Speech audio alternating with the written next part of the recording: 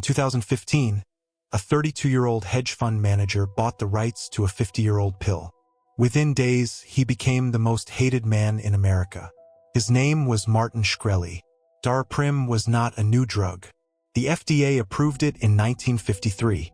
It treated toxoplasmosis, a parasitic infection that could be fatal for patients with HIV, for newborns, and for anyone with a weakened immune system. For decades, it cost patients a few dollars a pill.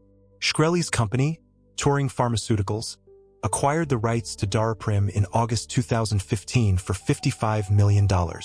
There was no competitor, no generic alternative. Shkreli controlled the only supply of a drug people needed to survive. Within weeks, Turing raised the price of Daraprim from $13.50 per pill to $750 per pill, an increase of more than 5,000% overnight.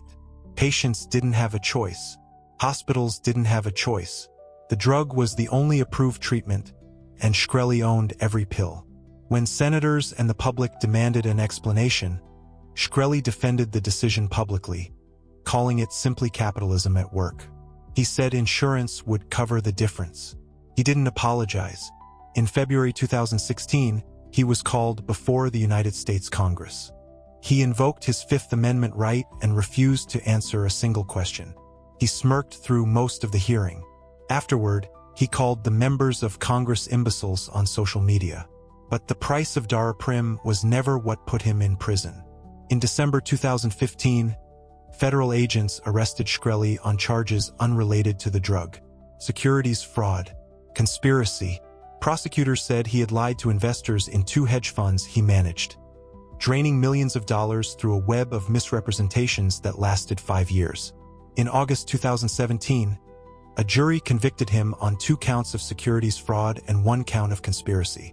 In March 2018, a federal judge sentenced him to 7 years in prison. He cried in the courtroom. He told the judge, "The one person to blame for me being here today is me." It still wasn't over. In 2020, the Federal Trade Commission and 7 states sued Shkreli and his former company for illegally blocking generic competition to Daraprim, protecting a monopoly on a life-saving drug. In January 2022, a federal judge ruled against him. The court ordered Shkreli to pay back $64,600,000 in profits and banned him for life from ever working in the pharmaceutical industry again. He served roughly 5 years and was released in May 2022. Today, he's active again. Cryptocurrency, artificial intelligence investments, frequent posts on social media about markets. He claims to be a shareholder in OpenAI. He built an empire on a $50 pill turned into a $700 weapon. He lost the company, the industry, $64 million and 7 years of his life. Karma doesn't ask twice. Karma remains completely undefeated. This has been Financial Karma, and if this story moved you, subscribe to Karma Unleashed.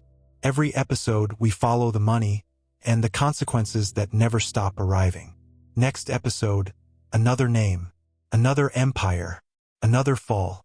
The history of financial karma is far from over. Subscribe, and we will see you on the other side.